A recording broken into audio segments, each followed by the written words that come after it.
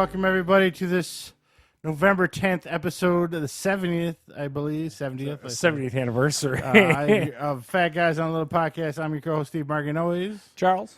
We got some interesting reviews, no taste test this week, because we didn't want to wait 2 hours in Popeye's drive-thru line. So we were going to have the chicken sandwich, but we didn't want to wait. So there we go. That's what we're going to do. Once the Chick-fil-A opens, we will buy a chicken sandwich from every chicken place. Oh, and have a chicken sandwich round. I'm and all we'll for cut it in half on each one. We each try a bite of each one. Okay. And we can determine what the best chicken sandwich is. You just have to buy the Chick-fil-A one. My money is buying. My money is on the windy spicy chicken sandwich. I swear to you, my money's on that one. But we'll see. We'll see how that goes. Maybe we'll bring Heather with us. Let her try some of the chicken sandwiches as well. But I know there's one she won't eat. But the other ones we'll let her. She'll eat it, but okay. We just won't spend our money. So this is Veterans Weekend. Some fun news. My truck looks like a boomerang. Got smashed on the side. It wasn't that bad. So that was my fun for the week. Anyone out there keep your track idea of fun's pretty shitty. Yeah, keep track of Steve Markey's fun. It was a car accident. So there we go. So let's dive right in. Now, being Veterans Weekend, we thought we'd take our father because he's kind of a veteran. He was in the military. I don't know about veteran, but yeah. He was in the Air Force. And we went and saw the movie that was directed by Roland Emmerich. Right? Oh, yeah, that sounds right. Of like all the other random Independence Day. Day and Patriots Day. The Patriot. The Patriot Day are his two biggest movies. The rest are pretty much dog shit. 2012 with John Cusack. A lot of disaster-type movies. But he just released Midway, starring Woody Harrelson. Who is that? Who's starring in it at this point? Well, one's Woody Harrelson, one's Denny Quaid, Luke Wilson, and Denny Quaid. And then one of the Jonas brothers. Yeah, one of the Nick Jonas, and then that was actually Mandy Moore. I thought it was Demi Lovato. That played the wife? That played the wife of Dick Best. And the guy the main star is the guy, and I don't know his name. He played Francis in the Deadpool movie. That's all I remember him from. I just don't think you need to know. I'll be honest with you. So early reviews are in. We watched it. Chelsea, what are your initial thoughts? It was terrible with a capital T. First of all, and we picked up on it as the credits were rolling in the opening thing. It's very Chinese produced. It's got two different production companies that have ties. Shanghai. This is Shanghai. Yeah, ties to China in it. And trust me, you feel it earlier on in the movie. It's got weird. It's that whole thing where you said TikTok and like the government was like, I don't know about this. And I was like, that seems a little bit drastic to this one, which is like a weird, yeah. It's supposed to be the attack on Midway in World War II, yet somehow we had ties to China in it. It was really odd. Yeah, they covered quite a bit of ground. The Pearl Harbor, I know you understand you have to start with Pearl Harbor, everyone, but then it also covered that should have been really quick strokes. That should have been just really quick. Doolittle's mission. I thought they dropped the atomic bomb. They did not drop the atomic bomb? Who? Doolittle and his crew? I think maybe not. They bombed the homeland. They bombed Tokyo. Yeah. Then later on, someone bombed. When the Enola Gay and all that stuff to get him to stop. All I know about this movie is I was not a huge fan of Pearl Harbor when Michael Bay made it. This movie made me want to go back and watch Pearl Harbor over Midway. I don't know what happened to Dennis Quaid. He was a decent actor at one point. I don't know. Someone told him to ham it up in this movie because he was extra. And I think, to your point, I think that a lot of, and you brought up the director, I think a lot of it was the direction. You know what I mean? Like, no one told him, like, hey, look, like, you're coming off like a cheesy, like, caricature. Yeah, it was really weird. Like, I don't know. I question, like I said, the guy who helmed the movie, I think, was a lot of the issues that we had with the movie were like directorial choices. Yeah, I agree with you. God, it was so. Dennis Quaid was so over the top. Woody Harrelson was a little over the top. The only one that really wasn't, and we said that earlier, was Luke Wilson. I think his name. He was working as an intelligence Patrick officer. Wilson. Is it Patrick Wilson? I think we'll go with that. I don't care. Don't go and see the this bad movie. guy for Aquaman. The guy who played him is in this. Yeah, and he's the only highlight. He's understated in it. It's just the CG also, I think, had. So me, you, and the old man went and saw it, and we all had the same thing. The actual Battle of Midway, which is the last 20 minutes of a 2-hour-plus movie. 2.5-hour movie, 20 minutes is actually Midway. I didn't know what the hell was going on. Yeah. Like, that was half of my issue. I get that I'm supposed to understand there's, like, different groupings of Japanese aircraft carrier. It was so chaotic and so disjointed. I did not like this movie at all. Yeah, it was. The only highlights I'll give it is Patrick, if his name is Patrick. But Patrick Wilson, I thought was decent, and I liked. They did show a little bit of the Japanese perspective. That was neat. Yeah. With the admirals of the Japanese fleet. And Played stuff very like that. straight too. Yeah, they was didn't good. speak English. They subtitled it and everything like Yeah. that. Played very real. And now go back to the Chinese part. Charles was telling you about the Chinese companies. There's a whole scene in this where Doolittle does his scene. The if you Aaron know, because Eckhart character. Yeah, he ends up on a Chinese shore, and they had to take like 5 minutes to 10 minutes out of the movie to make a scene to show that Chinese are very good people, and They were rescuing the Aaron Eckhart character. Yeah, and it felt shoehorned into the movie. It was kind of out of nowhere. They made it seem like there was like atrocities being done by the Japanese against Chinese people. Yeah. Super weird, super on the nose. And then to the point earlier, we just talked about the Jonas Brother. He had a huge part in this movie. Yeah. That was really odd. He got a boat anchor. And then, I don't know, Steve. And the CG is very hit or miss. Some scenes look really good, like when the nose diving down to bomb the Japanese fleet, I thought looked pretty good. But and then the but Pearl not Harbor whatever. scene, But like some they're of them are terrible. they're riddling this plane with Yeah, bullets. Yet somehow he's just straight nosediving at it and manages to miss everything. Either the Japanese are the worst aim on the planet, or it just like was so overdone and just oh my god. So I give this a whopping 3. It gets 3 for some good CG And Patrick the Wilson Japanese, and the Japanese perspective. yeah. So that's your 3 points. I give it 3 out of 10. Yeah, Charles. and I would agree with Steve. If had you not asked me to go and see it with you and Dad, and you to come, I never would have touched this movie with a 10-foot pole. It was that bad. I don't know how. And we talked about it a little bit pre-show. It's going to win the weekend. It's going to beat the Stephen King sequel to The Shining, they're all saying. So how bad is that movie? I don't know. But, yeah, this was terrible for me. And me and you were making cracks at each other while watching it. Yeah, 2.5 hours felt like 5. It really did. And then the other thing I also, and we talked about it again while we were kind of watching it, way too much like relationship stuff being shoehorned in about like the wives, and I'm like, I just don't care. Like, you're back to the strategy and everything else. yeah, it was a mess of a movie, man. I did not like this. Way at all. too much CG. Even a part where 2 senators, I think the general and the senator, is going up into a building.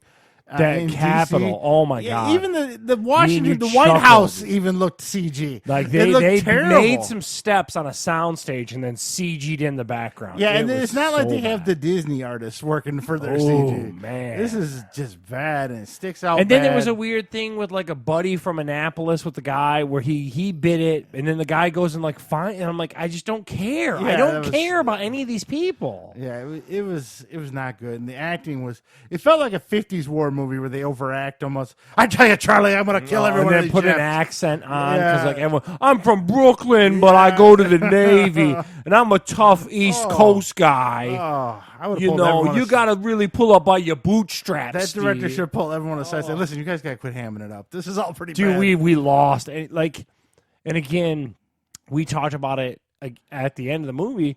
Saving Private Ryan is so tonally perfect. Yeah. It's played for real. There's like, the Vin Diesel character that's supposed to be like an East Coast guy. Yeah. But like he didn't feel like a caricature, if that makes felt sense. Like just a normal guy. He felt like a guy who was from New York who was in this group. You know what I mean? Yeah. Like whereas it was so bad. God, it was bad. And I've never seen a war movie where I watched it and go, I never want to hear or see. Even Pearl Harbor, I thought I would watch again just to see the Pearl Harbor scene and Yeah. then turn it off.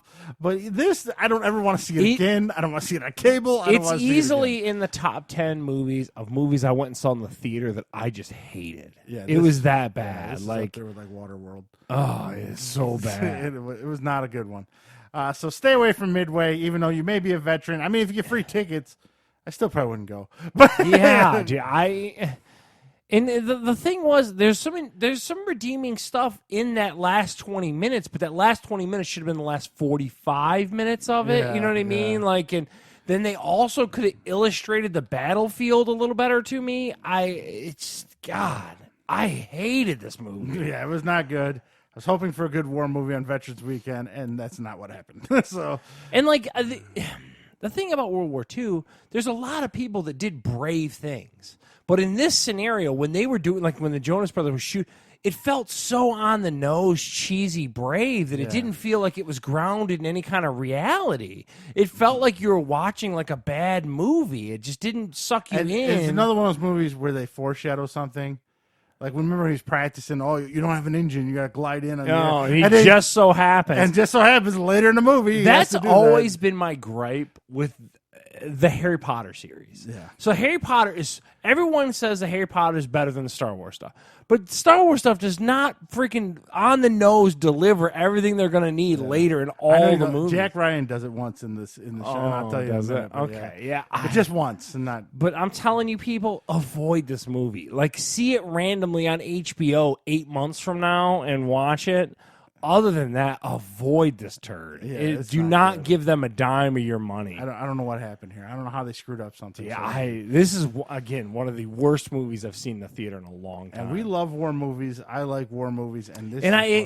And like I said, I come to it in the way of, like I said, like a Saving Private Ryan. Like, I feel like with that source material, you have the ability to make one of the most compelling war movies ever with today's technology. Yeah. And instead, to your point, they were just checking boxes. Oh, are the Chinese producers happy? Cool. Do we have some women family members? Cool. Yeah. Hey, do we got any crazy East Coast guys? Cool. You know what I mean? Yeah. Like, it just was so bad. It wasn't good. So stay away from Midway.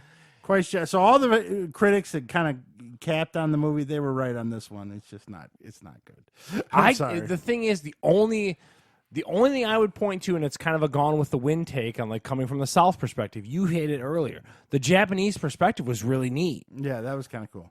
But other than that, but that's only 10 minutes of 2.5 hours spread out throughout the 2.5 hours. Like, you'll get one scene for a couple minutes of Japanese, couple minutes Japanese, and the rest is all this American and people. This This is is best. This is bad. Yeah. And speaking of bad, so the last HBO show. Yeah, now this did not I air had on our it last wrong. podcast. Yeah, And I had it we were wrong. off by a It day. wasn't on the Sunday. It was on the Monday. His Dark Materials is the whole name of it. I had to make sure I didn't mess it up. Premiered on Monday. Yes. Okay. So anyway, this is the last of the HBO blockbuster kind of fall Yes. releases. This is based on the Golden Compass. There's another one called it's a book series of 3 books. This whole first season's based on the first book called The Golden Compass. I think the guy's name's something Pullman, might be Phil Pullman or Bill Pullman. Something. Bill Pullman is but it's, president in Independence It's Day. close to that. Yeah. He's the author of these books. This show was so exciting. I dozed off for 15 minutes in the middle. I had of to it. break it up to 3 sessions to watch it. I couldn't sit down and watch it. This first hour was Again, rough. like Midway, this is terrible. But this is terrible for a different reason. It just wasn't exciting. It wasn't. They're not even establishing the universe, Steve. Yeah. And again, I'm at this point where it's kind of like I just don't care. I'm not intrigued. I'm not. And also, what blew me away was how over the head it was beating you with, like, the little girl's importance, and it's got like trappings of like little kid stuff too much. I thought it was going to be like a darker, grittier adult thing with, like, this little girl meaning something, like being like Yeah, it's a young adult book series, though. Oh, Steve, I should have told man. you that going in. The neatest part was how, and you touched on it last week, was how their souls are manifested into these animals. And then the animals change shape or change species. It's almost like your bar mitzvah. When you hit a certain age, your spirit it animal becomes turns what in. it's going to be. Now, one thing set aside, if I got to pick my own spirit animal, silverback gorilla. That'd be fucking awesome. Just woo. Just walking around this big ass But it doesn't gorilla. seem like any of them have big animals. Everyone's animals like knee high or small. There were a lot of ferrets and stuff ferrets, like that. snow initially. leopards, birds. So That angle of it is neat. yeah. Give me another angle of it that I'm supposed to be. I don't care about the James McAvoy against the church or the university. We don't call it a church thing. And the church is part of the government, which is the magistrate or whatever it's called. So the church kind of runs this whole. The only reason I know this, I had to read the Wikipedia page. Here we go with more. I had to I do need to back do research homework again. to watch a show. It's so frustrating. Now, if you can stick in there, you are going to get a giant talking polar bear, and there's going to be a bunch of them, and they're fighting In the over- north. In the north. So that might be cool to see. I'm interested to see that because I saw the previews. It looked kind of neat. So that's coming. You will get a giant He bear. hides the little girl for 25 minutes. That's when I dozed off. Right when he hit that girl. Oh, my I woke back up. God, Michelle's like, you didn't Steve. miss anything. They were just talking the whole time. Now, Michelle's a fan of the literary works. What was Yes. her take on this? She felt it was a little slow, and she's forgotten most of it because she read these books 13, 14 years ago. Okay. So she read them when the books first came out, and then we saw The Golden Compass, and The Golden Compass, I know she was let down by it because it was changed a lot from the book. Yeah. So this one, she said, is from what she remembers, is closer to the books, but it just, that first episode. Here's what I don't understand about these premieres that HBO's doing this fall. A whole point of a season or series premiere is supposed to hook you. Yeah. And you're supposed to be like, dude, I need to know. I need to know, like, what it's like, any of these great shows, like, what's going on? Like, again, like Game of Thrones and all. Game of Thrones. What the is sister's banging the brother right off the whoa, throws like, a kid off a roof. Yeah, It's like, dude, whoa. he whacked that kid. Yeah.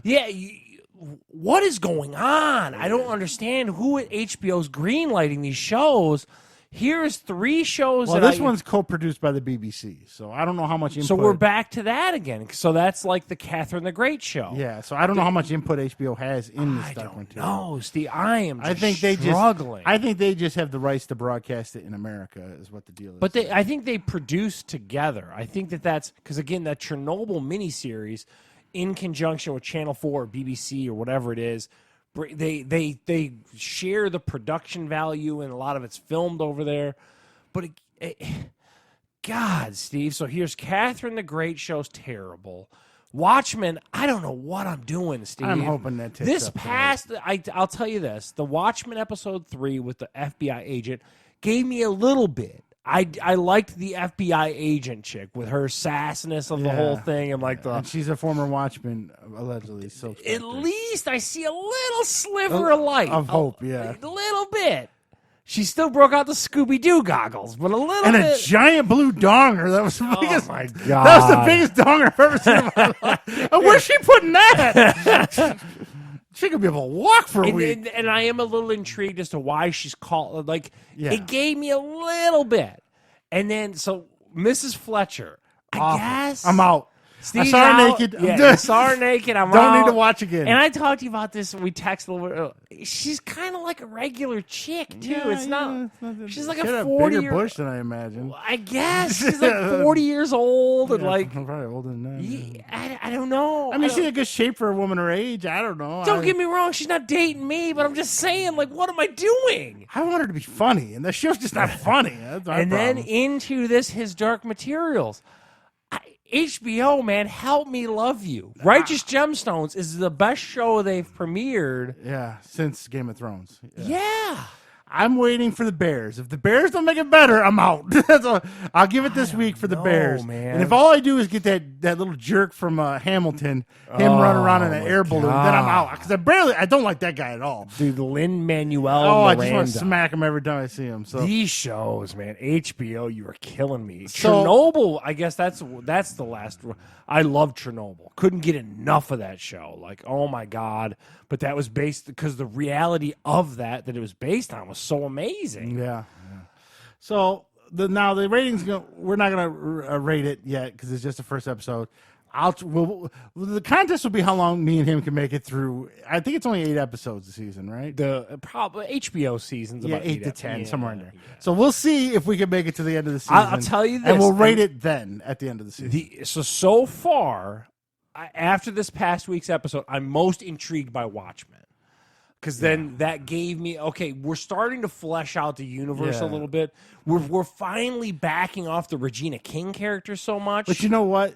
HBO is famous for, so it gave you a little hope last week, and now we're going to go right into a stalling episode. Where nothing happens, and we're going to be like, Steve, dude, I don't know, man. I am just... So It took me 3 sittings to get through that. It's a 55-minute premiere. You need to take a power nap through it. That's what I did. And just have your wife fill you in on what you missed. But like, think about what you just said to some of the great shows that you've watched. You're like, I couldn't fall asleep because I was just so into it. God. Now, let's leave those turds behind. We're moving on. But now, I did watch a show that I stayed awake for all 8 episodes. Now, here's a weird thing. Jack Ryan, season 2, it's on Amazon Prime. Best thing on Amazon. It beats out the carnival rope. You watched crap. this pretty quick. You watched all episodes. All eight episodes in a week. Yeah. About 2 So episodes it a day. It hooked you to the point. Yeah, Gotcha. yeah. Now here's the even nicer part about that. The episode's only about 45 minutes, so it's not even. So I'm not even at a full 8 hours, so I don't feel like a complete loser. But my biggest gripe, I think I gave seasons. Charles is dying of a sneeze attack over there. So season 1, your I gave gripe it about was a 7, and it was just he'd sit in the office trying to figure things too out. much established. Yeah, and most of his boss, the black guy, his name's Jim Greer in the show. I don't know Okay. the actor's name. He's off The Wire. Yeah. I know that much. You'll recognize it. You'll recognize him once you see heavy set guy. He did most of the action in the first season. Now I get it; he was establishing the character in the first season. So this second season fixes everything that was wrong with the first season, which made it very. It was one of the most thrilling spy things I've seen in a long time. Really. Like, would you equate to again, some of the best spy movies I think of are those Daniel Craig Bond movies. I'd put it close to that. Those yeah. are great. But Those not are great movies. Even those Daniel Craig movies still have a little over the top spy stuff. With some of the gadgets. I get you, but I love those Daniel There's none of those gadgets in this. So it's pure just espionage. Yeah, based and a lot more action too in this than you would think. So he's on the ground now. He's friends with a senator that was born in Venezuela, moved to America, and the whole this whole season takes place in Venezuela. And how Venezuela has become kind of crooked. The president there, it's a fictional president, not based on the real one. But if you in real life, Venezuela is becoming kind of screwed up. I don't know how much. Miguel Cabrera here on the Tigers. Can't go. He can't even go. Yeah. So it kind of based in that, and they do like some guerrilla warfare down in there with 4 guys. I don't want to ruin it for anyone, but he gets a lot more action in this one. So he ends up he's in D.C. with the senator, and he's real close friends. They served together in Afghanistan. So they end up going down to Venezuela on a diplomatic mission just to talk to the president because they don't want no. They've heard a lot of war crimes and stuff been going on, so they're just trying to smooth things over. Well, assassination takes place on that senator, and of course, since Jack Ryan's so close to him, kind of takes it personally, and he hooks up with the CIA down there and spends 8 episodes trying to figure out who murdered him, why they murdered him. What the president's doing. The onions kind of unfolding. Yeah. Meanwhile, his boss from last season got transferred to Moscow, and he's in Moscow. It starts off with him in Moscow, and then there's an arms dealer in Moscow. It's selling stuff to Venezuela, so you see how they kind of connect. And he ends up coming to Venezuela. Sounds also good. Yeah. Really good. A lot of action in it. Production value is really high. Still high. Yeah. It's almost like watching a live action Call of Duty at this point. Maybe not that much action, but pretty good. Worthy of that Tom Clancy name and all that. Yeah, kind of stuff. If you like Ghost Recon and stuff like that, it lives up to it. Sounds like it's one of your more hyped Amazon shows. Yeah, definitely the best season of an Amazon show I've seen since watching it. Nothing. The only thing that comes close is The Boys. Yeah. I like The Boys a lot too. So these two, definitely the cream of the crop on Amazon.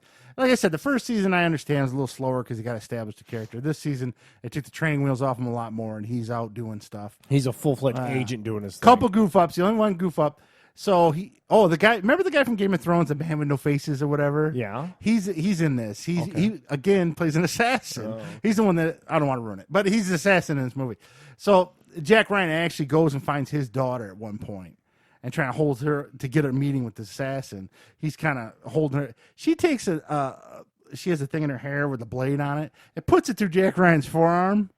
So blood everywhere. And the only goof up is, so then this happened in London. Next day he flies back to Venezuela. They show him just sitting there, nothing wrong with either. They kind of messed up by editing right there. Should have at least put a Band-Aid or something on, because it was a big knife that went through his arm. It's like, that was a goof. And then they did the foreshadowing thing at the very last episode. So they're going to go to the president's thing or whatever, him and 4 other military guys, and they hand him a grenade, and he grabs it and holds it almost to the camera like, see, I might use this later. And then puts it in and then he uses it later. It's like a little foreshadowing there. But other than that, it's probably 8.5 for me out of this. I enjoyed it a lot. It's better than the first season. They fixed what was kind of crappy in the first season, so I really enjoyed it. So if you get Amazon Prime, watch the Jack Ryan series, watch The Boys. I like Goliath if you like any kind of lawyer stuff. The first 2 seasons, don't watch the third. And that's about it. Nothing much else on Amazon Prime that I enjoyed. So Midway sucked. Dark Materials was boring. Jack Ryan's great. Now let's go to the last train wreck of the day. Yeah, Did you watch it? No, I'm surprised you watched it. I had to out of curiosity. ABC aired Little He Mermaid. was slamming this. Who was? I read a whole article about like Twitter reactions. I guess the flounder puppet looked like someone made it out of a dollar store. It didn't even look like Flounder. I don't even know who made this thing. And then there, So hold on, what is this? You got. Well, this is the thing. It's hard to explain because it's such a train wreck. So they play the cartoon. So hold on, this is the Little Mermaid live on ABC. It was on ABC. So you got like 15 minutes of the cartoon. And then the part of the cartoon where the song's going to come on, they stop the cartoon and then go to this live stage in front of a live audience, and they reenact the musical part of the cartoon on a stage. Okay. Why, I have no idea. So they didn't do the regular dialogue or No, nothing I like thought they were going that. to do the whole movie live action. Yeah. No. So then they do the song. Then when the song's over, they usually go to commercial, come back from commercial, again, 15 minutes of the cartoon, and then it's going to go like, say, Ursula's song. Yeah. And then Queen Latifah comes I out dressed like getcha. Wow. Ursula. Okay. It was so weird. I'm not sure why. Here's the thing I don't understand, and from the reactions online or whatever, those Disney live shows that exist in like the parks and stuff like that have amazing like puppetry and animation. How did they screw this up? I don't know. Well, here's an example of, I don't know. It's just weird. It was, and the sound was off. Like sometimes some singers really? would come out. Where were they singing at? Like where are performing at? Did you go to the Hollywood studios down there? No. There's a live action Little Mermaid, but it's all done in puppets there, and they condense it to about 45 minutes. We saw that with Holly and Michelle when we were down there. It's kind of like that, but that was with all puppets. There was no live actors. So it's like a big stage with Muppets, like Muppets would be. It's kind of like that. And like there are a bunch of people watching, and the sound was off a lot of times. And here, so yeah, the Flounder puppet, like so they show Flounder in the cartoon. Slamming. It looked nothing like Flounder. I was like, that's supposed to be Flounder? He was barely even yellow. It was like blue and silver. I was like, they slammed him and then the Shaggy in the Michael Jackson he outfit. came on a biker leather suit. I was like, he couldn't put claws on his He's hands. like Eddie Murphy from Delirious. That's what he looked like. I was like, I don't know what's happening right here. It was so weird. And then John Stamos comes out dressed like a chef. I don't even remember a chef song in The Little Mermaid. But I think he was trying to chase Sebastian down. yeah, to it was all these little crabs running around. And then Queen Latifah had 2 songs. And then they added like a bonus song. Oh, they made one up for the performance? Where it's the Prince and Ariel. They're in 2 different areas, but they're singing. And even Holly caught this one because it's at the part of the movie where Ariel still doesn't have her voice. But they still put this musical number in it. How's she singing? She's not supposed to have a voice right now. Geez. So even the diehard, it was a train wreck. Oh, my God. But I kind of predicted that going in, so that's why I had to watch it. I don't know who this was for. I mean, I guess if you have a 3-year-old might enjoy it. I don't know. I just showed the Was it 2 hours long? Yeah. With commercials? With the commercials, yeah, it was 2 hours. So you would think... I don't know what. Just air the cartoon. I don't understand the point of putting live or do a play live is what I don't. Yeah. The hybrid of the two doesn't make any sense to me. Yeah, so it was very weird. So the only good thing this week I saw was Jack Ryan. Oh my Everything Lord. else was terrible. But did you see something good called The King on Netflix? Yeah, so The King, we talked about it last week in Rapid Fire, and I saw it had come up, and it's got this Timothy Chalamet kid in it. He actually got nominated for an Oscar. I don't know if you remember or not. But anyway, he basically... Okay, so this is a Netflix original movie. So right there's got something against it, because usually those suck.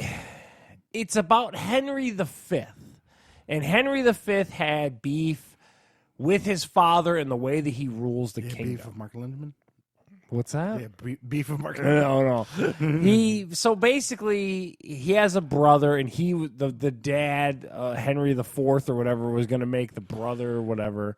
But then, of course, the older brother tries to look out for the younger brother in this scenario, and he gets the younger brother killed, and then the dad eventually dies, and then this Timothy Chalamet, Henry V, takes over.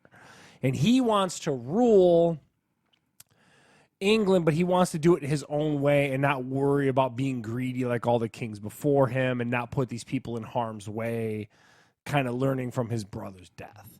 And then someone in his court lies to him about what France was doing so that he goes after France all to find out that the guy lied to him about the French thing. I'm condensing it and making it was really long, really not that good. I was just like, okay. So how many hours are we talking? 3? It's a solid 210, 215, somewhere in that area. It drug on. The Timothy Chalamet kid has the personality of cardboard. So like, oh my God, you're just watching this like, ay. And then like the whole reveal thing kind of happens. There's not enough armies in it to Steve's reviews on everything. You could see kind of the Netflix budgetary constraints kind of in it, if that makes sense. Because it's got Did they do a Rome and just show the war with their feet? No, so the younger brother gets sent up to the line to go fight for against some people from the Welsh or whatever. And then instead of fighting the battles, Timothy Chalamet shows up and fights just the head of the Welsh guy. That's the whole thing. So you got 2 full armies lined up and 2 dudes fight. You're like, okay, man, like I get it, but like it's very just kind of like it didn't need to be made. I guess, and from what Heather's telling me, that's a big that's a big Shakespearean time. Yeah, I heard before this was released that it's very influenced by Shakespeare and different parts of his stuff. I don't know, Steve. It's just, to me, I don't get, and I put it in the show notes. To me, you'd watch the Chris Pine, the Outlaw King movie. I like that movie. I on Netflix. It was pretty good. It was about Robert the Bruce in Scotland. Yeah, it made all sense and kind of moved along pretty good. It was kind of like that next sequel to Braveheart and William Wallace, like furthering that story. I was totally entertained by it.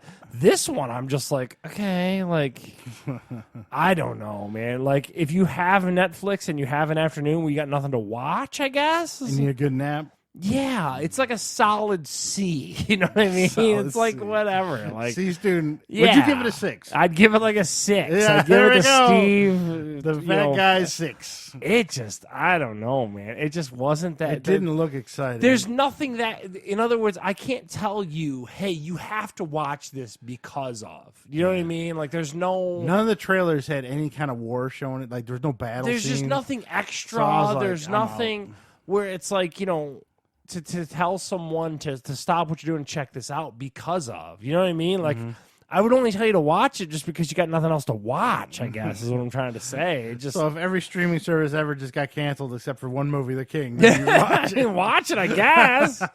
I don't know. It's just there's nothing. It just didn't need to be made, I guess, is what I'm trying to say. Like, it just, yeah. So what... So there you go, The King, a little boring. Charles gives it the patented 6. 6, yeah. What is League of Legends Origins? This so is a video game, right? This is based on. So this is basically, it takes you through. League of Legends is a MOBA, or massively online battle arena, which is a hugely popular online game where you take 5 heroes from both sides, you faction, and then you try to kill each other's. Basically, so this again is on Netflix. It's a nice documentary. It's about an hour and 17 minutes long. What was nice about it was, from someone who never played MOBAs, and I don't think, Steve, you have either, it goes through from the inception of this game all the way to how its popularity kind of gained and all. This was a great little documentary. I mean, if you're anything into video games, and I've talked about how I listen to the Bombcast every week, and there's a handful of guys on that show that play League of Legends, but I didn't know anything of it. This is really cool. So, I mean, don't watch The King. Watch League of Legends Origins.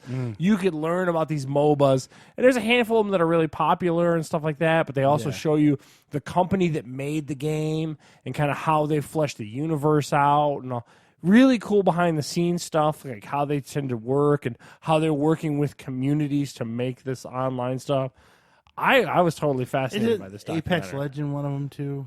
That's not a MOBA. No, Hearthstone. There's like 20 of them. Yeah, there's one that Valve makes as well that's really popular, and I can't remember the name of it. Some of the Hero. Yeah, there's 2 really popular MOBAs that are out now. there. After watching this, does this encourage you to go play the game? No, it's not. You're like, no. No, it's not my type of game. It's based in that World of Warcraft Diablo as a game that just got announced, at Diablo 4 that's coming out. kind of that whole like ilk where like, and you've played more of them than I have, like the Command and Conquers and all that kind of strategy. But there's like 5 of you, right? You usually there's have 5 all of you human squatted players. up, but you're going against my 5, and then you have certain lanes and people can do certain things. And this documentary was really good in explaining that. I definitely have a grasp on the MOBA stuff, and they also show you how big it is, like in Korea and stuff like that, and then why it's kind of taken over for that StarCraft that is more of an RTS game that these took over for and stuff like that. But this is a neat little documentary, and it was on Netflix, and me and you definitely more than I am, but definitely had that video game nerdness to us. I checked it out, and I would say even for you, just give it a shot. So don't watch The King, watch League of Legends Origins. So sticking with the video games, you tried out Apple Arcade. Yeah, I tried Apple Arcade on my Apple TVs this week. Again, lacking in some kind of content. Now, before you go on, when you sign up for this, it's $5 a month. How many games are in the arcade? I'm going to ballpark and say less than 50. Oh, okay. And they're all kind of okay. So I got a free month as an Apple TV person and as someone who has an Apple device. It's basically a service for $5 a month. You can pick out of those 50 games and play as many as you want, or none, or whatever. It's kind of like Game Pass on Xbox. Here's a bunch of games, play, pick and choose, do whatever you want to do. Difference is Game Pass has legit games on it. This is basically a smorgasbord of garbage. It's all cell phone games. It's hard. Now, what are you playing these on? You don't have an iPhone, correct? I don't, but I have an Apple TV. So if you have any iOS device, an iPad, an iPhone, an Apple TV, you can download these games as long as you're an Apple Arcade subscriber. They feel like they belong more on the iPhone than they do anything on your television. Because, again, I kind of listed, I went through and put on about 5 or 6 good ones, 5 or 6 bad ones. But at the end of the day, they're just kind of garbagey phone games. They're not. Are there classic phone games under, like, say, Angry Birds? There's Temple nothing Run? that you've heard of. Nothing. Oh, okay. There's a Rayman game. There's a Legos game, but they're not games that you and I would have played before. Okay. So this is all one-off specific for Apple Arcade. So some of the highlights, and again, this is a Dreamcast game. Choo Choo Rocket is on there. And again, that's a puzzle game where you have to direct mice around to get to the rocket and go off on puzzle game. Then a hexaflip. It's basically you have a triomino and you're trying to go. That's a word you don't hear every day. You know what I mean? Yeah. And you're trying to flip and fold yourself all the way, and you're solving more puzzles. Oh, okay. Phone game. Pac-Man Party Royale, which screams phone game. It's basically 4 human-controlled Pac-Men who end up turning into the ghosts, and then you can chase Pac-Man, and then the screen shrinks like a battle royale, hence the Pac-Man. But it's kind of fun, admittedly. And then there's another one that's a mini game collection, Super Mega Mini Party. That was kind of fun. You like at one point you're Bruce Lee and you're chopping down a tree and stuff like that. So that's fun. And then this other one, which again is a phone game, Word Laces. You're basically creating words by lacing together letters. Like Boggle. Basically. Then there's some real hot garbage on here. So this Battle Sky, here's one of my things, and you already touched on it earlier. The controls. So I'm playing these with an Apple remote. That first of all, that remote is the biggest thing of garbage you'll ever play. I've tried to get with my Logitech Harmony remote. It won't let you use it. You have to use either a gamepad that you sync to your Apple TV or the OG Apple remote. Long story short, nightmare. Did you try any of the games on this iPad? No, here? I did not. Oh. No. So this is purely me and Lauren on one night. I'm trying to get my daughter kind of into gaming. I'm trying to kind of angle her towards getting a Switch, as we talked about before in the past. She's not quite 8 years old yet, and there's something to be said about someone who's our age who's been playing video games their whole like there's a dexterity that exists that you just don't get right away, if that makes sense. Until you see it in execution. Yeah, and then at the same time too, we had simpler games in our formative years to now take my daughter, who's like really young, and then hand her a 360 controller. It's like you're handing someone a Rubik's Cube. You know what I mean? Yeah. Like, we grew up on an NES that had 2 buttons. You know what I'm saying? Sorry, Like, 1 button. yeah, it's crazy now. And then gradually through the years, it got more and more buttons. So that's where like that Nintendo console kind of comes in. But anyway, so this Battle Sky Brigade Harpooner, I don't even know how to. Some of these don't do a good job of telling you what the you're trying to do.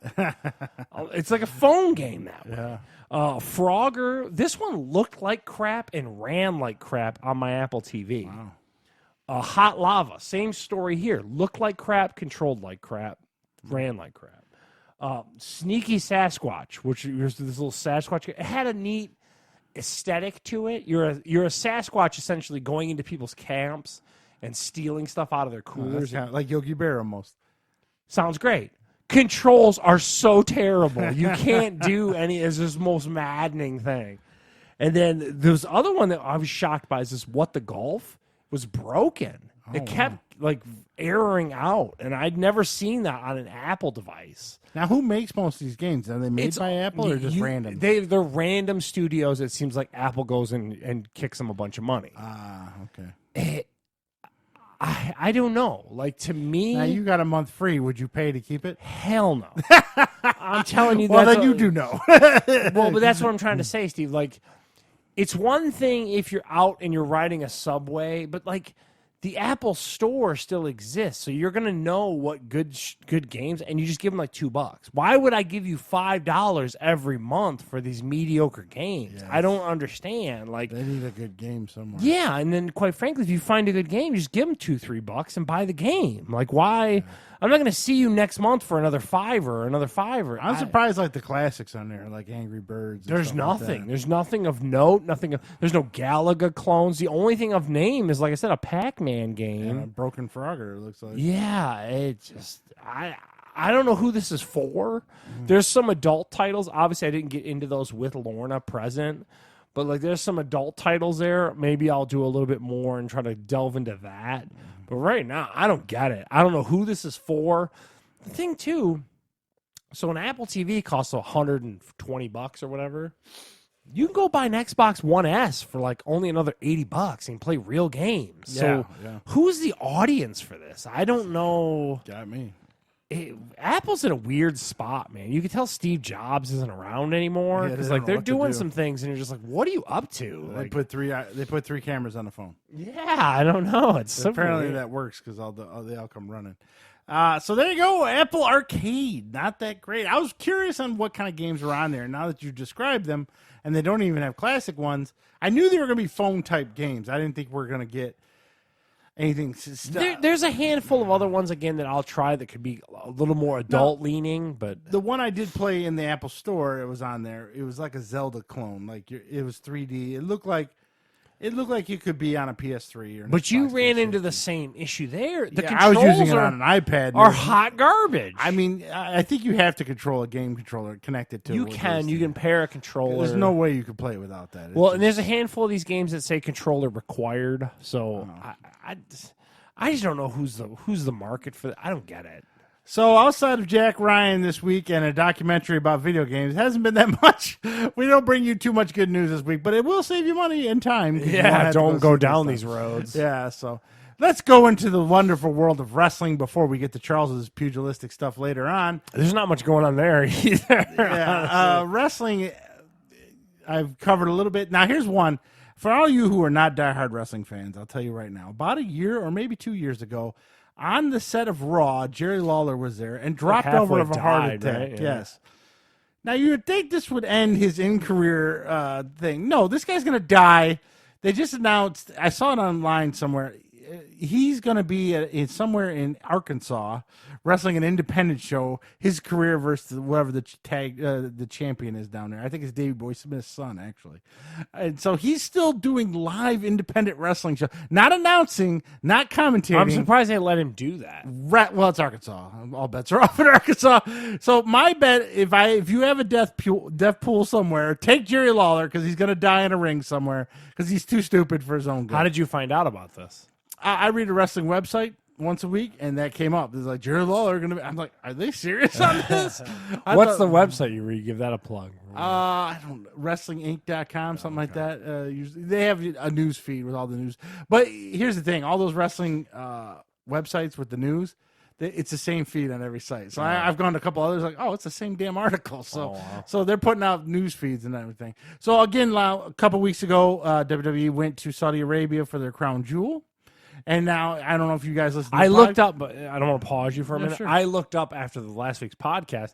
The chicks in those outfits, those modesty outfits, I am shocked they agreed to that. I am I just told you they were super covered shocked. head to toe. They were covered. Weren't That they? was crazy. And they played out of character. They had to be really nice. They had to shake hands. I am just shocked that they agreed to that. Yeah.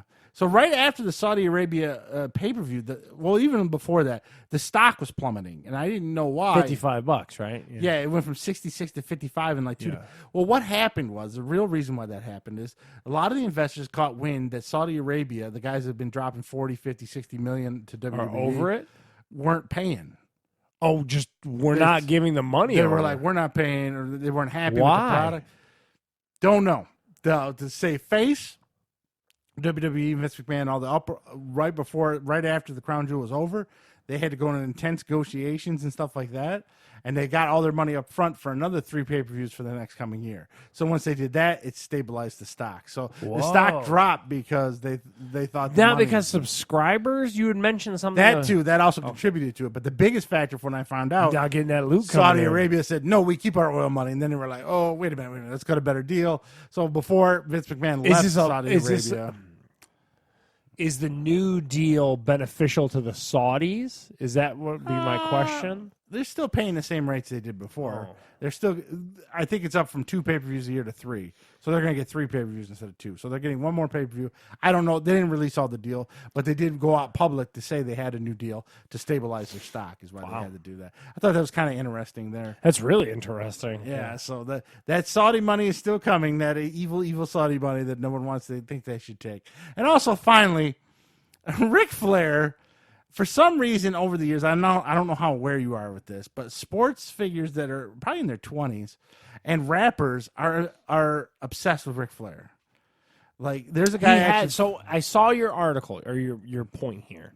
So then I looked up to see what the shoe was. It's basically just him talking about it, but he already has Puma shoes out there that are Ric Flair. I'm like, what? Yeah, so he's getting a new deal with Adidas to have a new shoe come out. I guess rappers are in love with this guy. Actually, the University of Michigan on signing day brought Ric Flair in to promote and talk. So some young athletes and young rappers love this guy. Find how I think because of his lifestyle back in the day. He was kind of the original gangster. Flashing the money and stuff.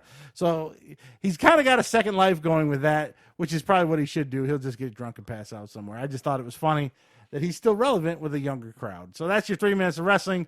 Saudi Arabia. Jerry Lawler's going to die in a ring. Saudi Arabia worked out their money, and Ric Flair's got new Adidas shoes coming to a store near you. Now, of course, we didn't get to cover it because it was a Thursday night game, but last week, the Chargers went and played the Raiders. I'm not even sure who the home team is there. It doesn't really matter, I guess. I don't know, but I know the Raiders won at the kind of last second touchdown. 26-24, Raiders win. John Gruden got them boys at 5-4, which is surprising because they're all rookies and David Carr. And then with all the Antonio Brown drama they avoided. Yeah, so out of all that, he's still got his Raiders kind of winning here and there, and they're really good at running the ball, and the Chiefs lost today. Yeah. So I thought that was that looked like it was a pretty good game. So it was Kansas City, Tennessee, and it was kind of back and forth from the Which is surprising because we got stuck with some poop games. Yes, we did. But before we go on to that, the Thursday night game, one of the big news rumors that keep circulating out there is the Chargers might be the team they moved to London. I've heard Jacksonville for years. Well, so did I. But now it's rumored to be the Chargers because they can't. The stadium there, nobody's supporting them. It was like a Pittsburgh home game when they showed that. Visiting teams show up, all the visiting team fans show up. So they're not sure they want to stay in LA. Because screw the Chargers. Let's be honest. Like me and you chronicle how much we hate Phillip Rivers. Yeah, and then they pay. LA is a weird town for football. Really weird. You got to win. You got to win big quickly, or no one cares. Yeah, and it's just like, so are they turning on the Rams? I'm just curious. Not quite yet, but the Chargers they never kind of took to because they always felt Chargers are actually San Diego. But so they're supposed to share that stadium with the Rams next year, the new stadium that's open. Okay, but they might be the ones that go to London. You never know. So. But then didn't the owner come out and say that it was all crap or something like that? Like he tried to get out in front of it? And then San Antonio still wants a football team too, so they could go there. Or they can go to St. Louis. St. Louis wants a football team back. So it depends. Do you care where the Chargers go? I just don't care. No, I don't. I think that putting a team in London's a bad idea. Yeah. just based on the travel time and then the time changes and all that kind of stuff. Because if you're a West Coast team, to tell them to, you know what I mean? Like, you just can't absolve a whole coast of teams from not ever having to go that way. You know what I mean? Like, it's just weird. So there you go. The Chargers might go to London, but a lot of pros think that no free agents would sign if you could put a team in London. Like, I guess the Toronto Raptors in the NBA, it's really hard to get free agents to go there, and that's just in Toronto. So you go ship a team over to Why London. is that? Is there any? Do you have any insight as to why that is? Well, with Toronto, it's the exchange rate, and there's more taxes in Toronto, I guess. Makes sense. Yeah. For that one. I'm not sure on London. I don't know. But just, Does the NHL have similar issues, I wonder, with Canadian franchises? Well, considering, I don't know. They've been losing Canadian curious. franchise. Then again, like, hockey contracts probably don't cover the like luxury taxes because they're not worth crap. So I don't know about that. It's a good one to look into. So let's continue with the NFL today. Not a lot of huge games on the roster this week. Cardinals, Buccaneers. From Detroit, where we talk from, we got the Saints rolled over to your team. I don't know what the hell your team was doing. They're trying to ruin their number one pick. Yeah, so the Saints got kind of whooped up on by Atlanta today. Yeah, where was that for the other 8 games? The best of it, they keep your head coach because of it. They'll finish 8-8. They'll keep the head coach. And then them Lions, boy, they just look putrid today. I don't know who is Driscoll. I don't know what they kept saying he was at the Bengals for a while or something. What college did he play for? I don't know. So the Lions had this quarterback, and then did you watch the last play of the game? Yeah, I did. Yeah, he was about 10 yards past the line of scrimmage and throws it. I don't know. Weird. They were terrible. Lions lose to the Bears 20-13. It should be 21-13, but the Bears kicker missed an extra point, I guess. A snoozer of a game. I don't know where the Lions got this backup quarterback from. Never heard of him. Don't know who he is. Yeah, they're saying that Stafford started every game for multiple years, and this is the first time he hasn't started. He didn't look like he was hurt last game. I don't know. Something came up somewhere. Now, currently, right now, Charles, what is the score of the Panthers and Green Bay? It was 21-10 right now, I believe. Yeah, and I've been trying to kind of peep for a Pittsburgh update, and I have 21-10 Green Bay. Yeah. So Green Bay's righting the ship from that weird loss in San Diego, well, the Los Angeles. The London Chargers beat Green Bay last week. So the Panthers look like they might lose to the Packers. You never know. It's only late third quarter, so there is some time left. And Panthers are threatening to score right now. So that should be probably one of your better games of the week. And then Rams and Steelers. Rams ran a fumble back right off the bat. Yeah, so Charles is getting an update. The Steelers are a little overachieving this. He won't admit it, but the last 3 or 4 weeks. Dude, Mason Rudolph, Devlin Hodges. I mean, seriously. And the Jets beat the Giants. I'm not sure. 14-7 Pittsburgh. Pittsburgh with the lead on the Rams. The Rams have really been struggling. And the other of note is what's that final score in that Chiefs and Tennessee game? It's right there up above.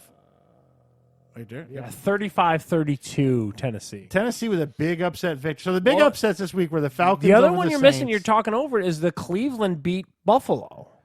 Yeah, but Buffalo's not all that hot. But yes, it is positive for Cleveland to win a game. And then the Ravens. Holy cow. Dropped 49 on the Bengals. 49 points on the Bengals. So they're done. Well, the Bengals are already done. I don't think they've 10-6 Miami over to Indianapolis too. Ooh, I don't know if Brissett's playing. He's not. Yeah, a lot of backup quarterbacks this time of year, and some of them good, some of them not so good. The one that's not so good is the one for the Lions. So let's take a look ahead tonight on the Sunday night game. You got the Vikings at the Cowboys. What do you like on that one, Charles? What do you predict? Anyone but the Cowboys. Payne? I hate the Cowboys. If you can't tell, one of my picks every week. I hate the Cowboys. I'm not. Well, I think the Cowboys are just barely above average team. I think they're like a 9-7, 10-6 team, and I think the Vikings should be like an 11-5 team, except for that retard from Michigan State that throws a lot of. If they run the ball, he's the great equalizer of the crap. He loves to just throw a game away. I think the Vikings are going to win this one in prime time. Mike Zimmer is a good coach. Where's the game at? It's in Dallas. That's so. I like the Vikings, though, in this one. I give the Vikings. We'll both take them. Let's see. Let's go 17-14 Vikings. I think it's closer to like 17-10 because that Minnesota defense is really good. And I think Devin Cook's going to run it 822 times. Now, this is a big game, actually. Funny, in the beginning of the season. Only undefeated team still left. Yeah, the Seahawks versus the 49ers in San Francisco. What do you like there? That's I called the upset of the Patriots last week, so let me did. call the upset of the Niners this week and take Seattle. You think Seattle? I like the Niners at home in this one, but they are due for a loss. They're 8-0. They scrapped by in the last couple of weeks. They've kind of scrapped by some teams. I'm gonna stick with the Niners. Let's see what happens. The Niners defense is really solid, which is the crazy part. Is they've just been kind of riding that defense, and then Garoppolo's making out with Aaron Andrews or whatever. What? He was flirting with Aaron Andrews after the game or whatever. Yeah, I hate that woman. she ruins everything she's in. So that's a little preview of the NFL. Some of the upsets this week, like I said, Falcons with a big upset, Titans with a big upset. Everybody else kind of went according to schedule, really. Yeah. Nothing too major. And then the Niners and Seahawks, and of course Cowboys and Vikings tonight, which I'm not sure I'll be watching that one. I'm not a huge fan of that'll be on teams. the background, I think. Yeah. So let's go back to college. We always go finish off with college. Some upsets happened last week. Some huge upsets. Yes. Penn State loses to Rob Cordry and the Minnesota Golden Gophers 31-26. It's like they won the national title. They stormed the field. It was crazy. They are, 9-0 now? Yes, since the first time since 1914 1904 or something. Yeah. I mean, you got to feel happy for them. I mean, they've always been. I don't give a shit about them Golden Gophers. I feel happy for them. I don't know. I don't give a shit about either of these teams. But Penn State pretty much eliminated from any kind of playoff contention now with that loss. Yeah. Minnesota still in the hunt, surprisingly. But they've got two big games coming up. They still got the Iowa game and the Wisconsin game. Yeah, they win both of those, they'll be in the Big Ten championship. Now, let's be honest. Minnesota's played nobody besides Penn State. That's why I didn't think they stood a chance. Yeah, but they did win, so you can't hold it against them. They rode the boat. They won the game. Wiggs is happy. He likes PJ Fleck, too. So there we go. Now, he just likes everything Big Ten. The next, we head down to SEC land, and the guy who sound like Dennis Quaid off of the Midway, Rob Orgeron, LSU, 46, Alabama Crimson Tides, 41. Alabama loses at home to LSU. What are your thoughts on that, Charles? I think it was back and forth. I think I'm kind of with you. The score doesn't reflect it. It was very lopsided. Yeah, it was 33-13 at one point. Yeah, I think that Alabama just chucks it deep every once in a while and catches you sleeping in the secondary. So yeah, they got some cheese in there. It was a kick that return. was in Tuscaloosa, ladies and gentlemen. Yes, they went in there and put a whole whooping on them. Now, I did talk to William Vicious before the game. What is his opinion? And he thought LSU was going to win. Going in. He thinks Alabama's a lot sloppier than they have been recently. And Tua was obviously gimpy. He was definitely nursing some issues. Yeah, so there's that one. We'll get back to that in a minute when we talk about our top five. So, and then in a snoozer on the ACC network that not many people have. Didn't even get to watch it. Not that the season's pretty much over ever since that Michigan shellacking, but Notre Dame 38 versus Duke, who had 7. Ian Book looked a little better. He did throw 2 picks, though. Did he? Yeah. They moved the ball. It was 21-0 in a blink of an eye. And then it was 21-7, and then it was pretty much over. So it was 38-7, Notre Dame over Duke. I'll tell you this. Nothing was over as fast as that Clemson game. I turned on Clemson. It was 21-0 at like 5 minutes into the game. They had to give up the stakes. Oh, my God. They played the NC State Wolfpack, and oh, my Lord. And also, Ohio State scored 110 against Maryland. Without Chase Young or whatever his name is. Yeah. But that was so shady the way that came out. Oh, they waited for them to be number one, and all of a sudden here comes someone with like, remember that loan, buddy? Like, really? Super shady. Also, Oklahoma was in a close one against, I forget who that was, Oklahoma State? Or no? No. They were close. They only won by a touchdown, but it was close, closer than it should have been. Yeah, I'm having a brain fart. Yeah, I forget who they played. It was a Big 12 team, but I can't think of the name of the team. And then Baylor struggled against TCU. Yeah, but no one was it Kansas State that they struggled up against? Kansas State played Texas. Oh, okay. They lost to Texas. They were beating Texas for a while. There goes that SmackDown ad on Fox. Oh, Still man. Can't blame that. Yeah. So your undefeated teams in college is Ohio State, LSU, Clemson, Baylor, and Minnesota. You could just throw Baylor and Minnesota out because those are kind of pointless.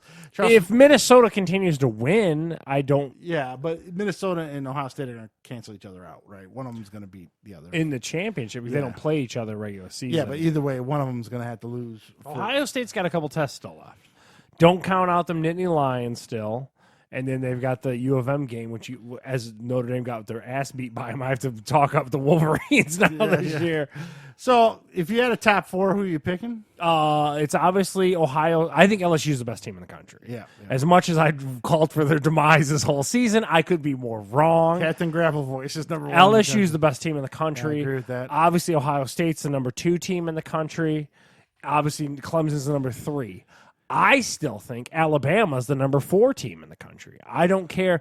So if you're going to sit here and hands down say LSU's the best team in the country, who has a bad loss to them is just Alabama. That's, you know what I mean? Yeah. Like, so to me, I don't know how you put any other team ahead of Bama at number 4. You know how I do it? Because get out of here. They always, I'm just telling you. They always lose a late season game. Not always, but... And then they go, well, they're still Bama, so we're going to put them in there. You know what? You lost. Who are you going to put ahead of them, though? Oklahoma or Oregon. Put them in there. Yeah, but what are their losses to? I don't care. If Alabama doesn't turn around and win the SEC, then forget them. I don't care. They're done. You lost late in the season. That's part of the game. They've only lost to Oregon's only lost to Colorado, right? No. They lost to Auburn. Auburn. So the beginning of the season, barely. I don't know how you do that. 27-21 to Auburn in a neutral field game. So Bama's going to roll out, and what they do late in the season is Bama beats up on some high school. Oh, they're the ones that lost to Kansas State. So they had a squeaker against Iowa State this past week. That's what you can't put Oklahoma ahead of them then. I will. They lost. Out. You're out. Yeah, but they You're out of here. You just want them out. I'm just saying, man. You don't want to be out of there? Don't lose late in the season. They always get a free pass. And then, well, they lost to Georgia when Georgia's good, so let's put them in. No, they lost late. They're out. The Georgia loss. Who's Georgia lose to? South Carolina? Yeah. South Carolina lost this past I didn't say Georgia did. I know, I'm just saying. I said Oregon or Oklahoma. I'm trying to triangulate the one-loss good teams, and that's what I'm trying Oregon's to say. going to win the Pac-12. Oklahoma's going to win the Big 12. LSU most likely will win the SEC, and Clemson is going to win the ACC. Those are all 4 champions. Here's the problem. And Ohio State's going to win. But here's Big my 10. issue with what you're saying right now. You're an Irish fan. So you're going to sit there and put more weight into a championship game. You're making the case against your own team when you do that. They're out because they lost to Michigan. But care. I'm talking about year over year. Nah, because they got it in the contract. No one else got it. Notre Dame was smart. They got it in the contract. I'm just tired of it. Alabama, they can always lose late in the season, and then everyone wink, wink. We'll still put you in there. Yeah, dude, I'm just You telling you. don't win your conference, you're not in. That's all there is to it. Again. I don't care. Notre Dame goes undefeated, which they rarely do. If they go undefeated, then fine, Notre Dame can be in. So a one-loss Notre Dame team never stands a chance. No, unless they beat all the good top teams. Okay. Yeah, and that's pretty much true. As soon as they lose to Georgia, we were like, yep, they're done. We all knew it. So I'm fine with that. That's the lumps, all right? They lost to Georgia. Then they got blown out by Michigan. Roll Tide's got to take the lumps right now. They need to take their lumps and get the fuck out. They lost. That's all there is to it. Because they keep getting a free pass every year. Oh, my God. We lost to Georgia, but look how good we were. Oh, well, then come on in. But what about this team? They won their conference. I don't give a fuck about them. They got to go. Alabama's got to be in. They get the ratings. No, I'm done. Save it in your fucks. Goodbye. You lost. I'm sorry. I'm just telling you, for my money, the 4th best team is Alabama. Well, you know what? They lost. They're out. You don't think? Hold on. Hold on. We get Alabama, Oregon. Who you got? Alabama, Oregon? Where? Neutral field? In neutral field, Alabama, Oregon, in Texas. Give me Oregon. Because screw Alabama. Now, the only one I'd scratch your head about is an Oklahoma game. So then by your theory, you don't want to put Oregon in number 4. You have to put Oklahoma. I said either or. It doesn't matter. No, but I'm saying, like, I think we're trying to and Oklahoma triangulate can go toe to toe your with Alabama too. That's what Oregon, Alabama, and Jerry's World. Who you got? Well, it's going to be 62 Oregon, to 78. Alabama. Who you got? Oregon, Alabama in Jerry's World. I just told you Oregon. You're such a hero. No, you're crazy. We don't get to see a lot of Oregon because they're late night on the West Coast. You get to see them all the time. You're crazy. And then again, now you could flip. I could argue that Oklahoma can outscore Oklahoma Alabama. and Alabama. So then your number 4 team's got to be Oklahoma. Oh, that's fine. As long as it's not Alabama. Yeah, Bama. Why do they get a free pass? You don't even win your conference. You're going to get to go to the playoffs again? This isn't the first time it's happened. I know. So you're going to tell me twice they didn't win the conference and both times. Go on. Get a pat on the ass. Good to go. I'm just telling Fuck 'em. you. And there's Samoan quarterback. You're out. If you want to make the playoffs, you don't lose, right? Right. Yeah, but your argument is They that lost at home. Yeah, I'm not here to. I'm not a Roll Tide fan. All I'm saying is the same one-loss teams. One would lose to Kansas State, and then the other one's to an Auburn team that Bama beat. Has Bama played Auburn already? Is that? Oh, maybe No, not. they don't play. Okay, so then the Iron Bowl is later in the yeah, season. okay, so then That's another one Bill sweats through every year. okay, man. Well, if Bama loses again, they're definitely done. I agree. Two-loss team, not a conversation. Yeah. I don't know, man. You're crazy. Fuck 'em. Get them out. So then let me ask the question. So an undefeated Minnesota team, like let's say Minnesota They just went out, rolls put them through. in there. Well, because then They have to beat Ohio State to win Okay, out. but hold on. What if they get to the Big Ten championship and lose to Ohio State? And Close. Ohio State's in. 24-27. And Ohio State's undefeated? And Ohio State's undefeated. Ohio State's in, Minnesota's out. Oh man, you're Don't harsh. lose. You're Well, harsh. Minnesota doesn't have the resume anybody else But has. at that point, they would have a win over Penn State. They'd have a win over Wisconsin and a win over Iowa. That's true. But they still wouldn't. And then Wisconsin just at beat that point, Iowa. Ohio State would have a win over Michigan State, Michigan, and Penn State. Yeah. That's a little better. Well, not Michigan State. You're only going to let one of them in. That's crazy, man. Yeah, I think that's how it should be. You win your title, win the thing, you're in. Okay. Again, you're a Notre Dame fan saying this. They go undefeated, they get a shot. But they don't because assholes lose all the time. They fucking turn retarded for one game or 2 games this year.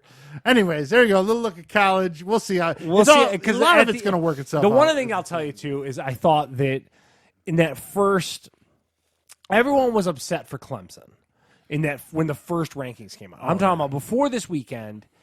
I thought that the playoff committee did a cop-out move. By putting the top 4 the way that they did was a total cop-out because they knew that they didn't have to make any hard decisions. Because at the end of the day, those top 4 were going to correct themselves. Because everyone's like, oh, do you think Clemson felt slighted? But the committee knew when they made that ranking, like Clemson can just slide right in as long as you stay undefeated. I don't got to make that choice. I thought it was a real big cop-out to me. Yeah. A lot of it will work out in the next couple of weeks before even the conference championships hit. A lot of people are going to. I wouldn't be surprised if Minnesota loses one of the ones to Minnesota to Wisconsin. Or I agree. Iowa. I thought they were going to get smoked by Penn State. And Ohio State might be due for an upset somewhere, so you never know there. Now that's going to get tricky. If Ohio State and Minnesota lose, and then Clemson's not going to lose. They play garbage. So answer the who right right we start now. getting a bunch of losses all over. Right now, I'm telling you right now. Put it out there. Who's in the playoffs right now? It happened right now. Right. I'm talking about right now. Who you think is going to win out? Well, LSU should win it all. Unless something LSU. retarded happens. LSU should win it all. They should play Clemson? And they should play probably Ohio State in the championship game. You think so? Okay. Yeah, 1 and 2 is LSU, Ohio State. And then number 3 is Clemson. And number 4 is either Oklahoma or Oregon because fuck Alabama, they lost. And you think they're going to whoever? So let's say you're Oklahoma. Do you think that Oklahoma's going to win the Big 12 or whatever at that point? Do you think they're going to get routed by LSU at number 1? No. You think it's going to be squeaky? Yeah, it's going to be close. And then you 35 think to that 28. so hold on, and then your Ohio State Clemson. Who do you got in that game? I think Ohio State beats Clemson. You think Ohio State beats Clemson, so then you've got LSU, Ohio State rightfully playing number 1, number 2 teams. And I think LSU gets them. Wow, you're all in on LSU. I mean, at this point, I don't know how you're not, unless you're me and I'm an how many idiot. top teams have they beat? Yeah, man? it's I've unbelievable watched resume. them now, yeah. Unbelievable. And they seem to be able to score I'll against tell you this anybody. much: if they do any of what you just said, that dude from Ohio State's got to be the Heisman Trophy winner. That Burrow guy has got to win. Oh, the that Heisman. quarterback? Yeah. Yeah. So we'll see. It'll all work itself out in a couple of weeks. All right, let's go into rapid fire for But some actually, new it movies. won't because college football never Yeah, corrects something stupid always happens. Always. Oh, there was an undefeated Boise State should have been in there. Something dumb. you know. SMU or Yeah, Memphis or whatever. fucking Baylor. Baylor probably beats Oklahoma and screws it all up. All right, so let's go to some rapid fire this week. Now, there's some turd. Well, one's a turd. Coming out the movies this week is Ford versus Ferrari. This is Matt Damon and Christian Bale. It's a historic event about Ford building a race car and beating Ferrari in Le Mans. In Le Mans. I know racing movies always end up being pretty good, so I watch it on The Blu-ray. visuals are always great. Yeah. I'm not going to the theater, so I'm a no on the theater. I'm a no in the theater, but I definitely would watch this for sure. Yeah. And the next movie coming out this week, I'm not sure who asked for this, but it's being made by Elizabeth Banks. She directed it. I like her a lot, but boy, this looks terrible. New Charlie's Angels coming out, and they don't look anything like the 70s Charlie's Angels. They don't even look anything like the 90s Charlie's Angels. It's Kristen Stewart and two other people I don't even know. I'm a no on Charlie's Angels. This is a huge no, people. Like, I can't help but wonder who the hell was looking for this movie. Nobody. And it's It's not going to be advertised funny. well. It's not. It's got B-list. I would argue B-list actresses in it. It's just not. Yeah. What on earth? Like, what is this? This came out of nowhere. There's not a lot of advertising for it, but it could be on different channels. We're watching football and stuff, so it might be advertised to women somewhere else. Oh God! I can't imagine this movie's got a tank, right? I forgot to look up the box office for John Cena's movie this week. Oh yeah, We'll have to do that in a minute. Okay, so now on Blu-ray this week, I do want to see this. It's called Good Boys. Seth Rogen produces about those 8th graders to go on an adventure. where they couldn't get the lid off. Yeah, and they're having a weird time with a CPR dummy. I'm a yes on Good Boys. Yeah, I'm a yes too. Definitely on Blu-ray for sure. Look kind of funny. And then the sequel to Holly's, one of Holly's horror movies she saw, 47 Meters Down, Uncaged. The first one, I barely made it through. It was terrible. So I'm a no on 47 Meters Down, Uncaged. I'm a what? I It's don't a know killer what they shark are. movie. Yeah, It's just I'm a killer what? shark movie. No. Now, this one's an independent film that I caught wind of. A lot of people want Shia to see LaBeouf. it. Yeah, Peanut Butter Falcon. It's about a kid with Down syndrome. And they Mark Twain oddly across doing yeah, something. yeah, and he wants to be a wrestler, and he calls himself the Peanut Butter Yeah. Falcon. It looks very interesting. If anything, it looks different. So I will sit through Peanut Butter Falcon. Oh, okay. Crazy Shia LaBeouf, you know what I mean? Yeah, yeah. I kind of saw the trailer. That's why I knew what it was Yeah. and stuff like that. It did look like, I'm like, okay, yeah. So very reminds me a lot of Little Miss Sunshine. Remember that movie? I oddly, I'm a definite yes on this. Yeah, I think. it's going to be one of those quirky ones we'll watch and go, that wasn't that bad. Angry Birds 2, I can't believe they made a sequel or the first one to this 10 years after the movie game come out. I'm a no. I sat through the first one. I think I dozed off halfway through it. I'm a no on Angry Birds 2, and I usually like the animation. I have an almost 8-year-old daughter. I'm a yes. Oh, I'm surprised you haven't seen it already. Yeah. Now, Cobra Kai season 1 and 2 Great show. coming out on Blu-ray. Instead of signing up for YouTube TV, I'm just going to rent season 2. So I'm a yes on Cobra Kai season 2 and 1 and 2 together. But I would say see it on streaming. Get like a free week at YouTube or something like that. So I would be no on a Blu-ray, but yes to cheese some streaming to watch it. Because the first season was cool when you gave me your credentials. And everything. it was a lot of fun to watch. But I don't think it was worth $17 a month for YouTube No, TV. not at all. Because there's nothing on there but that, really. So now on streaming, we have The Crown season 3. I'm not big into it. I've never watched any of it, so I'm no. good. This is a huge one. They changed the queen at this point. The Claire Foy chick is no longer there. Someone's into this. Dude, I love the show, Steve. It is a huge yes. All right. I am super excited. You got a soft touch for a lot of British things. Dude, I do, admittedly. Grandma Markey is very proud of you right now. I'm telling you. Seth Meyers has a stand-up called Lobby Baby. I don't want to listen to an hour and a half of Trump jokes. I'm a no. I have a point on this. Okay. So you can skip the political stuff in this stand-up. What's that going to make the show? 5 minutes? I don't know, but I have to watch it just so I could see the tech that's behind it to see how that works and stuff like that. I saw, and then I read a review that was part of what you could do. You could cut out all the political stuff. So For the record, I've never been a Seth Meyers fan, even on his SNL. Weekend days. Update was pretty good. I've just never been a fan of his. No? He's like a little. He's like a He's like a little rich swarmy kid or something like that. David Spade, but not as funny as David Oh, Spade. wow. Where I like I David like Spade. David Spade, I don't like him. It's Okay. kind of weird. So I'm a no on Seth Meyers. Charles is a yes. He wants to check it out. I got to see the tech behind it. The Man in the High Castle, the final season, great concept. Terrible, terrible, terrible excuse. I'm going to watch the last 2 episodes just to see how it ends. I watched the first 2 in the first season. I'm going to watch the last 2 in the end. So I'm a yes on the last 2 episodes. I have never. This is going to be one of those shows that 15 years from now, I'm going to talk about the concept is great and the execution was terrible. It should be so good, but I'm a no. I guess there's a lot of dimension jumping coming to this. What? Yeah, so in their world where the Nazis and the Japanese won, something. there's yeah. there's a dimension to But our listen to world. like what you just said. I Dude. don't know. It could have been so good. Axis 1, go. You know what I mean? Yeah. Like, Instead, they got God. dimension jumping and stuff. How could you not find anything cool? Yeah, such a squandered universe. Now, new on Hulu, I found something new on Hulu, which is That's very because you're hard in to love do. with this girl. I'm in love with Kat Dennings. My wife hates love her. Called Dollface. Show looks terrible. She gets dumped in the relationship thing, so she rebonds with her female friend she hasn't seen in a long time. Sounds terrible. I'm a no on Dollface on Hulu.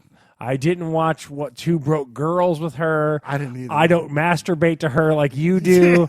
I'm a no. So Kate Dennings is out for Charles. You love her. It was the only thing new I could find. Dude, for if Hulu. you're going to put in a top 5 list of chicks you want to bang, she is easily on your top 5. She might be in there.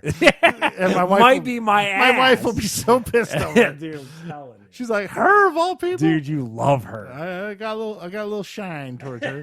Yeah, you do. And now new for games this week from EA Electronic Arts, Star Wars Jedi Fallen Order. Game looks fantastic. I already pre-ordered it. Oh, my God. I'm a yes on Star Wars. I need a full review from you. It looks gorgeous. Yes. And like, you talk about the goose pimples, man. Today when we saw that trailer, the new Star Wars stuff, Star Wars to me, we got Disney Plus coming up here this week. A little chubby 8-year-old Charles and a little chubby 12-year-old Steve. So like, good. oh, Star Wars is It's back. looking good, son. Please don't let us down. I'm telling you, come on, baby. Roll them dice. Come on, please. Dude, it's...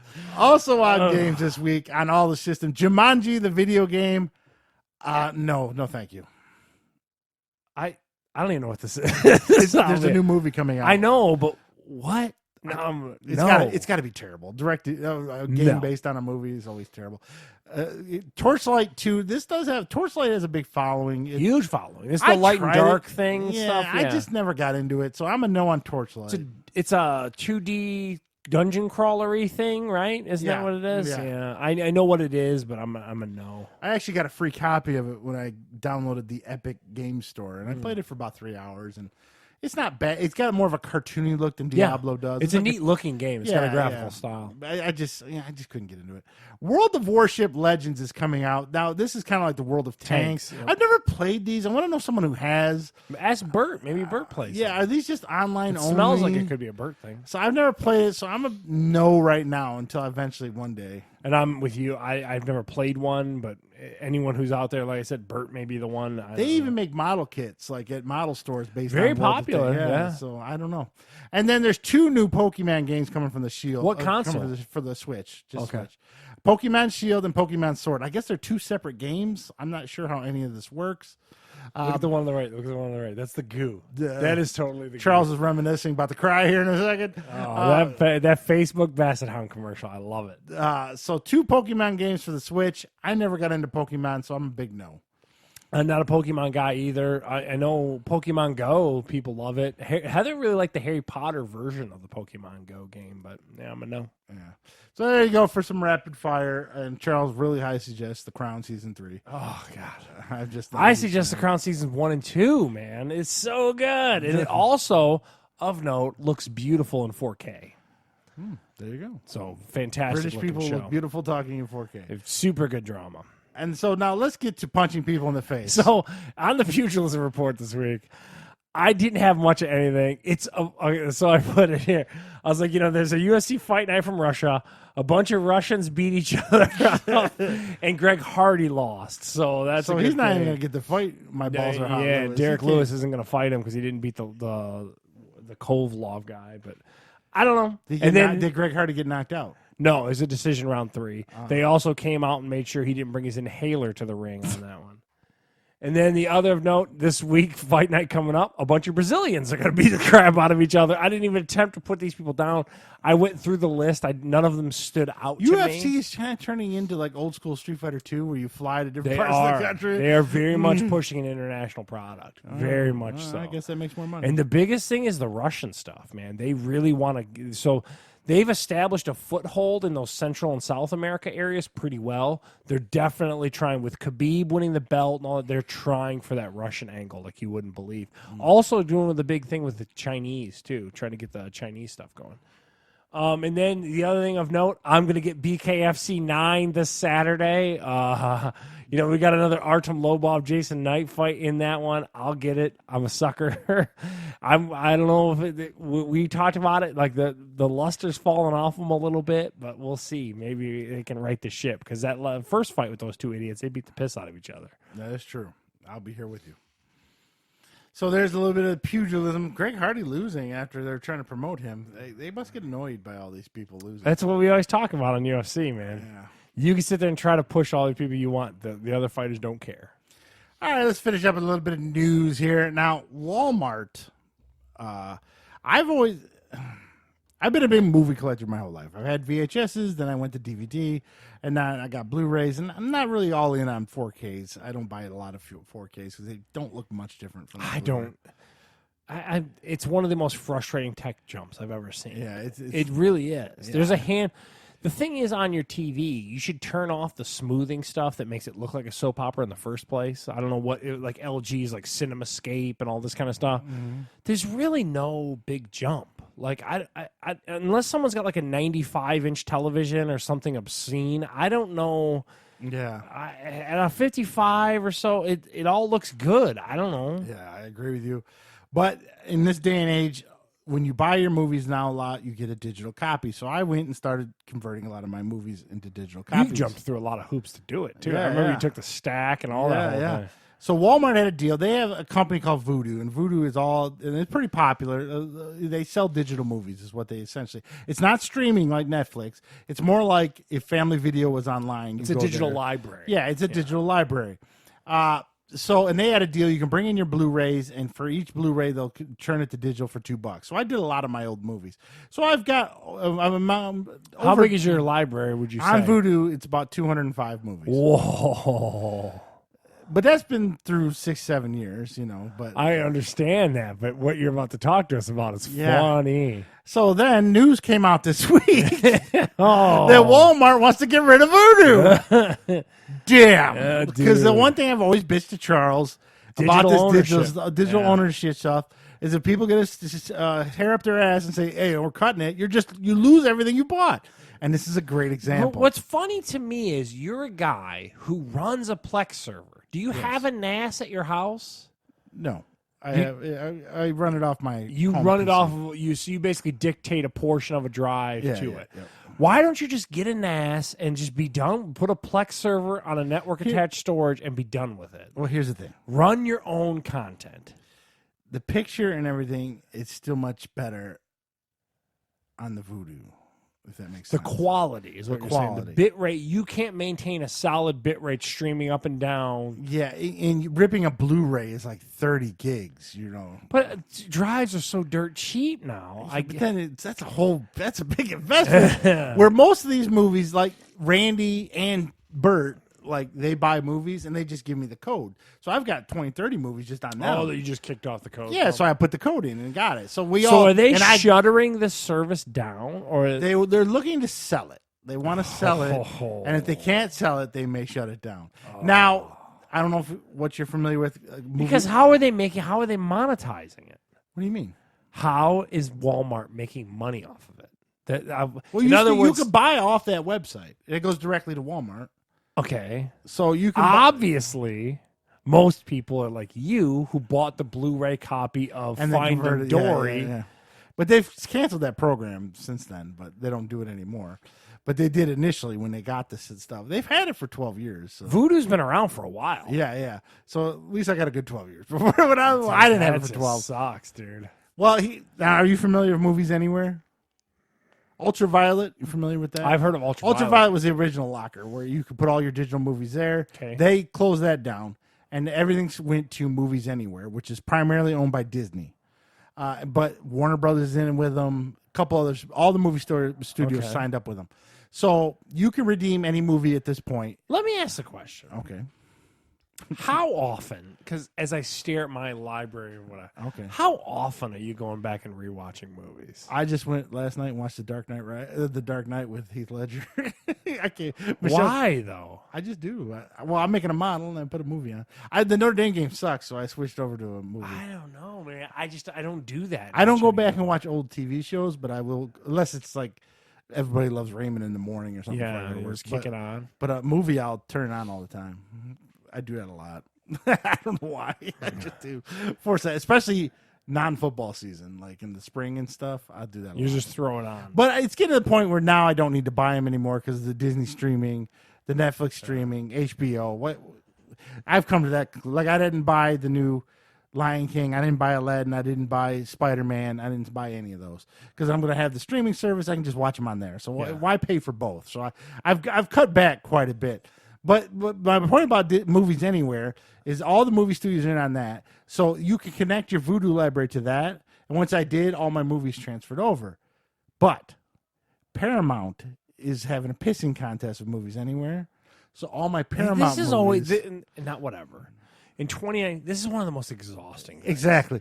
So out of 205 CBS movies, is beefing with DirecTV, and then ABC is beefing with Dish Network. It's like, dude, I just don't give a shit. Figure it out and give me my stuff. out of 205 movies, only 175 of them have gone over to movies anywhere. So you're missing. So I'm 30 gonna of them. So like I got all the Incredible Hulks. I think James Bonds are somehow not transferring over either.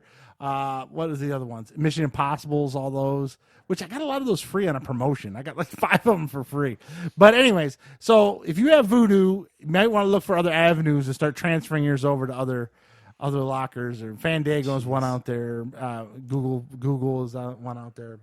But the movies anywhere. Own your content, people. This is half the issue. I mean, if you want to own movies, you need to buy the physical disc because that's the only way. Yeah, but can't you record them with Play On and all that stuff too? Play On? No. Play On only does TV and stuff like that. Oh, okay. But I can rip DVDs and stuff like that. But not, like I said, I could do Blu-rays, but they're awful big and they take a strain. Like I got Guardians of the Galaxy Blu-ray, even though I bought it, I still ripped it to try it. And Blu-rays take a lot longer and hold up a lot more space. And I don't know if it's worth it in the end. So, anyways, Vudu may be going out of business just so everyone has it, so you know. And this next one's kind of like proof that we are kind of living in the future. Sure, we don't have Jetsons flying cars, but CVS is actually delivering prescriptions via drones to your house. I saw this article and all this kind of stuff. Really neat tech. Yeah. I just question when you've got like all these drones whizzing around the air. Like, what's the first time one of them gets sucked into an engine? Oh yeah, or buzz someone's head and cut the scalp and stuff. So I thought that was a little kind of cool thing that CVS, and also there's FedEx is working with little 6-wheel drones that go around the ground to deliver stuff. I've seen a couple commercials for that. So the future's coming slowly. I'd like to see one in real life, though. Wouldn't that be just the coolest future feel if all of a sudden here comes in this thing with a box out of it just oh flying my by. God. Yeah, but my Metformin just comes to my porch. That'd be nuts, oh, dude. that's pretty cool. That's pretty futuristic. Oh, and also in the other news we have, because we're both married to huge Harry Potter nuts, it was who said it? Not Johnny Depp, but someone in the cast. Spring 2020, they will start recording or start.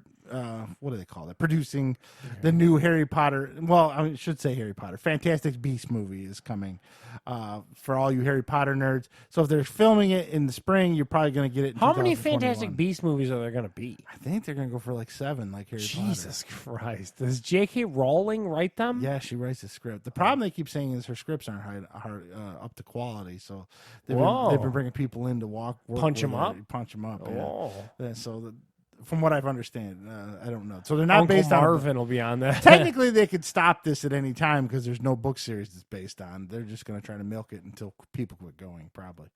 And now the last one was an article I saw at work on. I read MSM once a day, just get some little new national news. But they always put up random things, top 10 restaurants in the world and whatever. So this one kind of fits into the theme of our show. The most obese states in the country. And unfortunately, Charles gets to read it, but the top 3 obese states are not in the Midwest. They're down lower. Mississippi's number 1. Everyone's fat in Mississippi, followed by West Virginia and then Kentucky.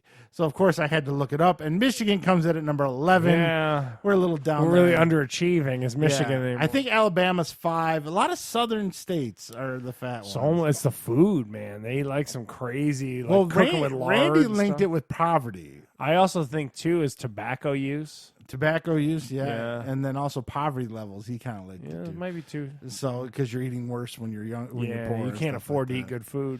So we can brag we're not one of the fatter countries. Well, I guess number 11 ain't that too much to We're brag definitely about. not in the upper crust. What was like the least obese one? Like Hawaii, Alaska.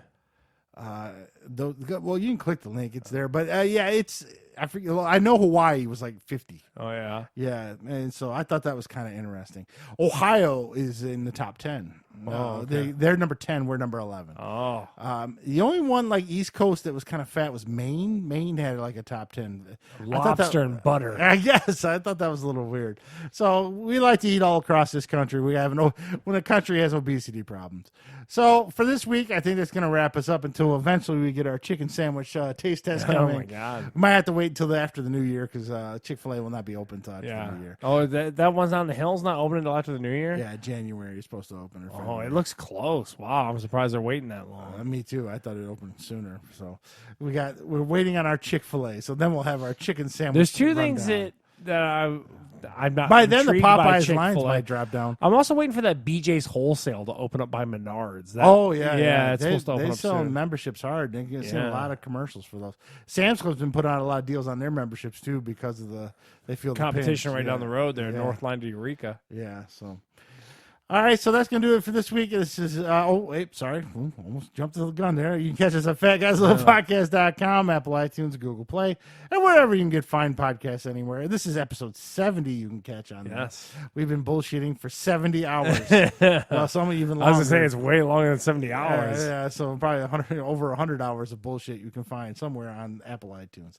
Okay, so this is your co-host, Steve, and Charles. We'll catch you next time.